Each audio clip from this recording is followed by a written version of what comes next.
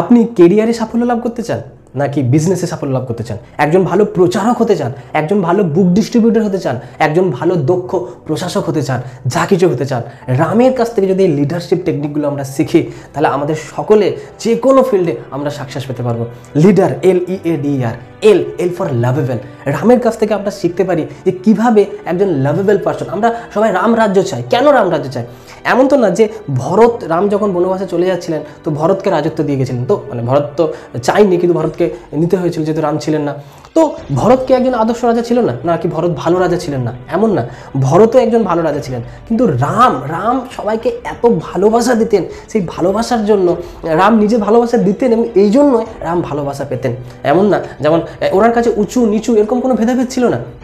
আমরা জানি যে সাবরির কাছ থেকে ওনার উচ্ছিষ্ট মানে সাবরি এটো কুলটাকে খেয়ে নিতেন যে আচ্ছা এটা খুব মিষ্টি, এটা রামকে দিতেন। উনি কিন্তু ভাবতেন না আমি রামকে এটো দিচ্ছি, ভগবানকে এটো দিচ্ছি, কিন্তু উনি ভালোবাসা দেখতেন আর সেজন্য রাম সেই ভালোবাসাটা গ্রহণও করতেন। লক্ষণ মানা করছিল না না না না এটা খেও না, কিন্তু রাম সেটাকে ছিল। ওনার কাছে উঁচু নিচু এরকম কোনো ভেদাভেদ ছিল না। এই ভালোবাসার জন্যই রামের যে সৈন্যবাহিনীরা ছিল, যে বানর সেনা ছিল, রামের জন্য জীবনও দিতে প্রস্তুত ছিল। এমন না, রামের যখন যুদ্ধ শেষ হয়ে যেত, মানে রাতের বেলা যখন যুদ্ধ শেষ হয়ে যেত, তো যে সমস্ত সৈনিকেরা আহত হতো রাম সারা রাত জেগে জেগে প্রত্যেকটা আহত সৈনিকের কাছে যেতেন এবং গিয়ে ওনাদের মলমপটি করতেন, ওনাদের যত্ন নিতেন, মাথায় হাত বোলাতেন।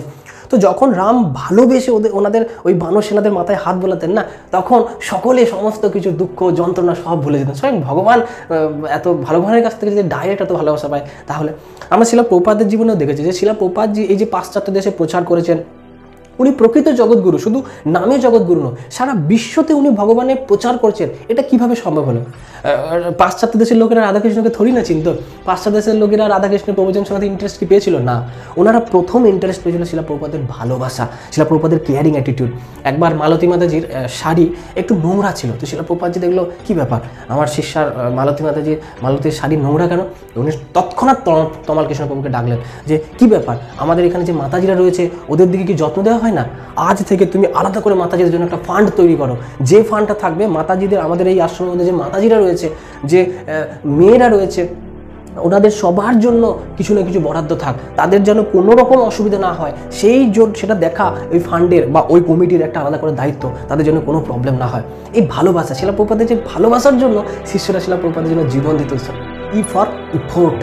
নেতা এরকম হবে বা সাকসেসফুল পারসন এরকম হবে যে আমি অপরকে খাটাবো, নিজে খাটবো না, এরকম না কিন্তু, তাই না? রামের কাছ থেকে এটা আমরা শিখি। যখন সেতু নির্মাণ হচ্ছিল লঙ্কা যাওয়ার জন্য, তখন বানর সেনারা বড় বড় করে পাথর নিয়ে যাচ্ছিল। তো এমন না যে রাম শুধু বসে বসে দেখছিলেন, না, রাম নিজেও ওনার সামর্থ্য মতো উনিও পাথর নিয়ে গিয়ে ফেলছিলেন। ওনারা মানা করছিল, আরে রাম আপনি যাবেন না, আপনি তো রাজা। রাম বলছিলেন না, আমাকেও শুধু করতে হবে। এমন না যে লিডার মানে শুধু বসে বসে দেখবো। শিলা প্রভুপাদজিকে আমরা দেখেছি, শিলা প্রভুপাদজি তিনি একা, যখন সবাই ডিমোটিভেট করছেন, একা পাশ্চাত্য দেশকে প্রচার করছেন। এবং শুধু তাই না, যৌনমাতাজি ওনার জীবনকে ব্যক্ত করছেন। যখন প্রথম আমি শিলা প্রভুপাদের কাছে এসেছিলাম, সেটা ছিল আমার দিদির বিয়ে হলো পেশ করে। ওনার দিদি ছিলেন ভক্ত, তো সেখানে প্রায় 200-250 জন লোক সেই বিয়েতে উপস্থিত হয়েছিল। তো শিলা প্রভুপাদজি প্রত্যেকের জন্য নিজের হাতে প্রসাদ বানিয়েছিলেন এবং সবাইকে সেই প্রসাদ পাইয়ে, এত প্রসাদের টেস্ট ছিল, যৌনমাতাজি বলছে যে ওখানে যারা অভক্ত এসেছিল, যারা হয়তো ডায়েট করছিল, শিলা প্রভুপাদের সুস্বাদু প্রসাদের সুগন্ধ পেয়ে তারা ডায়েট পার্টস ভুলে গিয়ে আকণ্ঠ প্রসাদ পেয়েছিলেন। তো এটা ছিল আমাদের এ ফর অ্যালায়েন্স। অ্যালায়েন্স মানে হচ্ছে সংহতি, সবাইকে নিয়ে চলা। একজন আদর্শ লিডার, একজন সাকসেসফুল পারসন উনি, যিনি সবার কাছ থেকে সবার যে কোয়ালিটি, সেই কোয়ালিটিগুলোকে নিয়ে মানে বেছে নিয়ে সেগুলোকে তিনি ভগবানের সেবায় লাগাবেন। যেমন যখন সেতু নির্মিত হচ্ছিল, সেখানে বড় বড় বানররা বড় বড় পাথর ফেলছিল, কিন্তু ছোট কাঠবিড়ালি ওখানে ছিল, উনিও রামের সেবায় কেন উনি বঞ্চিত হবেন? তো ওনার কাঠবিড়ালিটা ওর সামর্থ্য মতো ছোট ছোট কাকড় নিয়ে গিয়ে ফেলছিল। তো যখন বানররা এইভাবে লাইন ধরে ধরে যাচ্ছিল, তখন কাঠবিড়ালি কী হচ্ছিল, ওদের পায়ে চলে আসছিল। একটা বানর সেনা বলে, আরে এইটুকু কাকড় ফেলে কী হবে, মেরেছিল 1 শট। তো কাঠবিড়ালি সে উড়ে চলে গিয়ে রামের কাছে এসে করেছিল। তো রাম কাঠবিড়ালিটাকে উঠিয়েছিল এবং বলেছিল, সরকারকে বলেছিল যে কাঠবিড়ালি ওর সামর্থ্য মতো ছোট ছোট কঙ্কর, যেগুলো কাকড় রয়েছে, সেগুলোকে ওর মধ্যে ফেলছে। তো যখন বড় বড় পাথরগুলো আমরা ফেলবো, তো সেই বড় বড় পাথরগুলো একসাথে জয়েন হয়ে গিয়ে মাঝখানে কিছু ছোট ছোট ছোট ছোট ছিদ্র থাকবে, যেইগুলো এই কাঠবিড়ালি কাকড় দিয়ে পূর্ণ করবে। তো ওনাকেও ওর সামর্থ্য মতো সেবায় লাগিয়েছিল রাম। সবাইকে জানতেন যে কার কাছ থেকে কী কোয়ালিটি আছে, সেই কোয়ালিটিগুলোকে নিয়ে রাম সেই সেবায় লাগাতেন। প্রভুপাদজিকেও যদি আমরা ব্যক্তিগতভাবে দেখি, উনি এরকম। একবার শিলা প্রভুপাদের 2 জন সুযোগ্য শিষ্য ছিলেন কোনো একটা মন্দিরে। তো একজন শিষ্য কী ছিলেন, উনি ডোনেশন কালেকশনে খুব এক্সপার্ট ছিলেন, আর একজন ম্যানেজমেন্টের কাজে এক্সপার্ট ছিলেন। তো তো ওনাদের দুজনের মধ্যে একবার ঝগড়া শুরু হলো।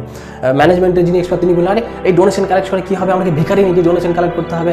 আর যিনি ডোনেশন কালেক্ট করতে উনি বলতেন, আরে ম্যানেজমেন্টকে এমনি এমনি হবে, আমি যদি ডোনেশন কালেক্ট করতে না নিয়ে আসি তাহলে ম্যানেজমেন্টকে এমনি এমনি হবে। তো শিলা প্রভুপাদের কাছে যখন খবর গেল, শিলা প্রভুপাদ প্রত্যেককে আলাদা চিঠি লিখলেন এবং বললেন যে তোমাদের দুজনের কাজটাই যেহেতু কৃষ্ণের সেবায় লাগছে, দুজনে কিন্তু আলাদা নয়, দুজন একে অপরের পরিপূরক। দুজন কি কৃষ্ণের সেবায় ওনার কেউ প্রচার করতে পারে, কৃষ্ণের জন্য প্রচার করুক, কেউ ভালো মালা কাটতে পারে, কৃষ্ণের জন্য মালা কাটুক, কেউ রান্না করতে পারে, কৃষ্ণের জন্য রান্না করুক। তো উনি সকলের কোয়ালিটিকে কীভাবে কৃষ্ণের সেবায় লাগানো যায় তিনি সেটা চেষ্টা করতেন। তিনি জানতেন যে প্রত্যেকেই ভগবানের সন্তান, প্রত্যেকের মধ্যে কিছু না কিছু কোয়ালিটি অবশ্যই আছে। এটা একজন আদর্শ প্রচারক বা আদর্শ লিডারের কাজ। ডি ফর ডিসপোজিশন মানে চরিত্র, স্বভাব। রাম হচ্ছেন মর্যাদা পুরুষোত্তম, ওনার চরিত্র এতটাই শুদ্ধ ছিল। একবার মন্দোদরি যখন রাবণকে বধ করে দিল, তো মন্দোদরির কাছে যখন খবর গেল তো উনি খুব ক্রুদ্ধ হয়ে গেছিলেন যে আমার স্বামীকে হত্যা করলো, আমি সেই রামকে আজকে অভিশাপ দেবো। তো উনি ছুটতে ছুটতে এলেন রামের কাছে অভিশাপ দেবো বলে। তো রাম ছিলেন মুখটা নামিয়ে। তো যখন মন্দোদরির কাছে আসছিলেন, ওনার মন্দোদরির যে ছায়াটা সেটা রামকে স্পর্শ করেছিল। যেই মন্দোদরির ছায়াটা রামকে স্পর্শ করেছিল, রাম একটু দূরে সরে গেছিল। সেইটা দেখে মন্দোদরি বাকরুদ্ধ হয়ে গেছিল যে আমি এত সুন্দরী পত্নী থাকার সত্ত্বেও রাবণ পর স্ত্রীর প্রতি আকর্ষিত হয়েছিল, আর এই রাম যে আমার মতো পর স্ত্রীর ছায়া পর্যন্ত উনি স্পর্শ করলে সরে যাচ্ছেন, এই ব্যক্তিকে আমি কী করে অভিশাপ দেবো। এটা ছিল রাম। ওনার চরিত্র এতটা উন্নত লেভেলে ছিল। আমরা লক্ষ্মণের চরিত্র থেকে দেখি না যে লক্ষ্মণ কখনো সীতার পায়ের দিক ছাড়া মাথার দিকে, মুখের দিকে তাকাননি। তো এটা হচ্ছে চরিত্র। একটা কথা আছে না যে money loss nothing loss, health loss something loss, but character loss means everything loss. সমস্ত কিছু ইয়ে হয়। কিন্তু এখন বর্তমানে রেপ কেসের পরিমাণ এত দিন দিন বেড়ে যাচ্ছে কেন? এটা আমরা কখনো ভেবেছি যে রেপ কেসের পরিমাণ কেন বেড়ে যাচ্ছে? এর কারণ হচ্ছে আমরা চরিত্রের দিকে কেউ নজর দিচ্ছি না। কোনো স্কুল, কলেজ, ইনস্টিটিউশন, ইউনিভার্সিটি সবাই বাবরের রাজধানী শেখানো হচ্ছে, ভূগোলের জলবায়ু শেখানো হচ্ছে, কিন্তু চরিত্র কীভাবে ডেভেলপ হবে সেটা কথা শেখানো হচ্ছে না। আর তার জন্য শিক্ষক সমাজ পর্যন্ত আমি দেখছি ছাত্রীদেরকে রেপ করে বেড়াচ্ছে। এটা ঘটনা, ফ্যাক্ট হচ্ছে। শিক্ষকদের মনে মেয়েদের, ছাত্রীদেরকে ছাত্রী মনোভাব না হয় কামের দৃষ্টিতে দেখা হচ্ছে। সেখান থেকে আমরা কি শিখতে পারি? সেজন্য এই চরিত্র দেখা হয়। এখন বর্তমানে মানি ইজ এভরিথিং হয়ে গেছে, মানি লস মানে সব থেকে লস। কিন্তু সেই জন্য দেখতে পাচ্ছি আস্তে আস্তে হেলথও লস হচ্ছে আর ক্যারেক্টার ডিটোরিয়েট হয়ে গেছে। শিলা প্রভুপাদের জীবনী তো আমরা দেখি যে উনি ওনার শিষ্যদের ব্যাপারে এত সচেতন ছিলেন যে আমাদের ইস্কনে নিজের স্ত্রী ব্যতি রেখে সমস্ত মহিলাদেরকে আমরা মাতাজি বলে সম্বোধন করি। কেন? কারণ নিজের স্ত্রী ব্যতি রেখে সমস্ত স্ত্রীদেরকে আমরা মায়ের চোখে দেখি, সেই সম্মানটা দিই। এর থেকে বড় সম্মান মহিলাদের জন্য আর কি হতে পারে? তো সেই জন্য এটা হচ্ছে সবথেকে গুরুত্ব। E for endurance. এন্ডিউরেন্স মানে হচ্ছে সহনশীলতা, হাম্বেলনেস। রামের বিনম্রতা এবং সহনশীলতা, এটা একটা আমাদেরকে শিক্ষা দেয় যে রাম নিজে ছিলেন ভগবান ছিলেন, তথাপি যখন সীতার রাজসভায় যখন হরধনুকে ভাঙার প্রতিযোগিতা হচ্ছিল, তো ওখানে অনেক বীর যোদ্ধারা ছিলেন, ইনক্লুডিং রাবণ ছিলেন, কিন্তু কেউ হরধনুটাকে তুলতে পর্যন্ত পারেনি, ভাঙা তো তোর পরের কথা। কিন্তু রাম জানতেন কিন্তু যে আমি ভগবান, আমি এটা আরামসে তুলে দেবো। আর মহাদেব এটার জন্য আতুর ছিল যে মহাদেবের আরাধ্য এটা করবেন, এটা তো বিরাট ব্যাপার। কিন্তু রাম যখন ওখানে গেছিলেন, সবার প্রথমে উনি পরিক্রমা করেছিলেন, সেটাকে প্রণাম করেছিলেন বিনম্রতাবশত, তারপর উনি হরধনুটাকে স্পর্শ করেছিলেন। এটা দেখে আমরা কি হয় যে আমরা অনেক সময় ম্যাটেরিয়ালি যদি অনেক বেশি হাইলি কোয়ালিফাইড হয়ে যায়, আমরা অপরকে মানে নিজেদেরকে কী মনে করে আমরা নিজেরাও জানি না। অথচ যদি বাস্তব জীবনে দেখি একজন হাইলি কোয়ালিফাইড, সে ড্রিঙ্ক করছে, নেশা, জানে যে smoking is injurious to health, তথাপি সে করছে। অথচ আমি ভাবছি নিজেকে আমি জ্ঞানী মানে কি? যার মধ্যে যার জীবনের অন্ধকার যদি আমি দূর না করতে পারি, সেটাকে ইনফরমেশন বলে। জ্ঞান কী করে আমি সেটাকে বলবো না? তো জ্ঞান হচ্ছে বিনম্রতা, বলে না বিদ্যা দদাতি বিনয়। আর বর্তমানে হয়ে গেছে বিদ্যা দদাতি অহংকার। কারণ সেটা বিদ্যা হচ্ছে না, সেটা তথ্য হচ্ছে, সেটার মধ্যে বিদ্যা থাকছে না। তো রামের কাছ থেকে আমরা শিখি যে যত বড়ই হই না কেন, হাম্বলনেস, বিনম্রতা। যখন পরশুরাম এসে ওনাকে এত কথা শোনাচ্ছে, তিনি কিন্তু হাসছেন, স্মাইল দিচ্ছেন, তিনি উল্টে কোনো কটূক্তি করছেন না। এটা একজন প্রচারকের কাজ, হাম্বলনেস। আমাদেরকে যে যা কিছু বলুক না কেন, আমাদের অনেক সময় প্রচার করতে গিয়ে, বুক ডিস্ট্রিবিউশন করতে গিয়ে বা নানান কাজে আমাদেরকে অনেক কথা শোনায়, তো আমরা সবসময় খারাপ পেয়ে যাই না? তো আমরা যদি রামের, ভগবানের এই চরিত্র থেকে দেখি যে তাহলে উনি ভগবান হয়ে ওনার এত বিনম্র, তাহলে আমরা কেন সেই বিনম্রটা হবে না? সেটাই আমরা রামের চরিত্র থেকে শেখাই। সাকসেসফুল পার্সনের একটা লক্ষণ হচ্ছে বিনম্রতা। সাকসেসফুল, অহংকারিতা কখনো সাকসেসের সূত্র নয়। অহংকারী হচ্ছে আমার কাছে কিছু টাকা আছে মানে আমি সাকসেসফুল, এটা নয়। সাকসেসফুল মানে আমি পরিপূর্ণভাবে সাকসেস কিনা, এটা হচ্ছে বড় ব্যাপার।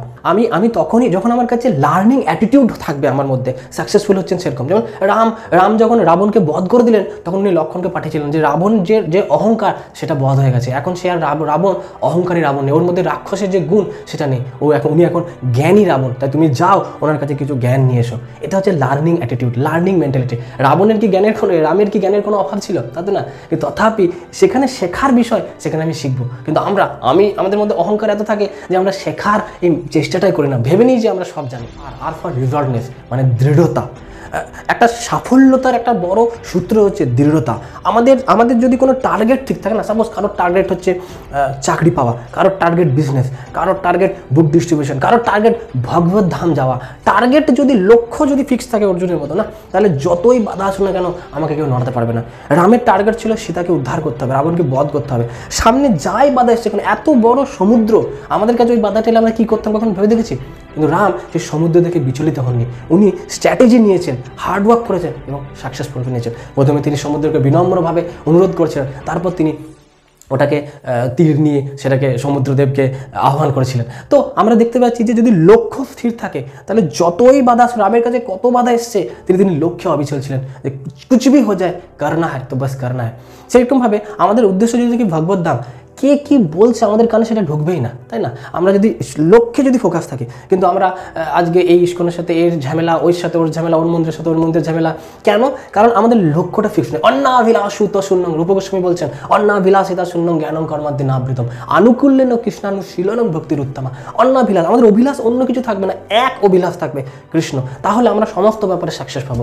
সেজন্য এই সূত্রগুলোকে যদি আমরা আমাদের জীবনের কোয়ালিটিটাকে এই সূত্রগুলো যদি কাজে লাগাতে পারি এবং প্র্যাকটিক্যালি ইমপ্লিমেন্ট করতে পারি, রাম রাজ্য অবশ্যই চলে আসবে। প্রভুপাদজিকে যদি আমরা দেখি, যে শিলা প্রভুপাদজি ওনার টার্গেট ছিল যে গুরু বলে দিয়েছে, গুরু মুখ পদ্ম বাক্য চিত্ততে করি ওই কার না করি মনে আসা। গুরু আমাকে বলেছে যে পাশ্চাত্য দেশে গিয়ে প্রচার করতে হবে, উনি ব্যাস লক্ষ্য ফিক্সড। কতজন কতভাবে ডিমোটিভেট করেছে, আরে তুমি বুড়ো হয়ে গেছো, তুমি কি মরতে যাচ্ছ, ওখানে পারবে না, এই পারবে না, কত বাধা ছিল। কিন্তু শিলা প্রভুপাদজি এই সমস্ত বাধাকে তিনি করোয়া করেনি, তিনি একটাই ছিলেন, লক্ষ্য আমার ফিক্সড। তিনি ভগবানের উপর বিশ্বাস রেখেছেন, গুরুর উপর বিশ্বাস রেখেছেন এবং লক্ষ্যে অবিচল থেকেছেন। আর আজকে তার প্রভাব আমরা দেখতে পাচ্ছি। তো শিলা প্রভুপাদজিকে কত নেগেটিভ কমেন্ট এসেছে, কিন্তু উনি পাত্তা দেননি। তাই আমাদেরকে এই চরিত্রগুলো থেকে শিখতে হবে, রামের চরিত্র যেগুলোকে শিলা প্রভুপাদ নিজের জীবনে অ্যাপ্লাই করেছেন, এবং আমাদেরকেও শিলা প্রভুপাদের উত্তরসূরি এসে আমাদেরকে নিজের জীবনে অ্যাপ্লাই করার চেষ্টা করতে হবে এবং এগিয়ে যেতে হবে, তবেই আমরা আদর্শ হয়ে উঠব। জগৎগুরু শিলা প্রভুপাদ কি জয়, জয় Shriram. Thank you for watching our video.